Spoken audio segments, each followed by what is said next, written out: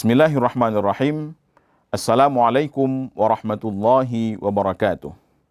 Syederalun, kembali lagi dalam program Serambi Tahsin Ramadan 1446 Hijriah. Program ini merupakan kerjasama antara Serambi News dengan tim Tahsin Ikatan Alumni Timur Tengah Aceh. Dalam program ini, kita akan belajar bagaimana membaca Al-Quran sesuai dengan tuntunan dari Rasulullah Sallallahu Alaihi Wasallam.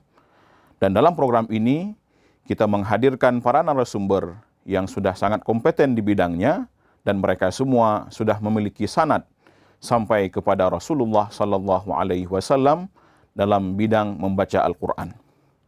Di antaranya bersama kita Ustazah Naurah Adelia LC, kemudian Ustazah Yasmin Tahira LC MAG, kemudian Ustadz Ismu Hadi LC, dan Ustadz Zubirani LC.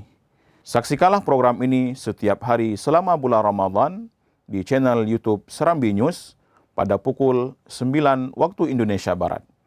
Mudah-mudahan program ini bermanfaat untuk kita semua. Demikian, wassalamualaikum warahmatullahi wabarakatuh. Emang bisa kerja di tengah laut, tapi ibadah diingetin? Alhamdulillah.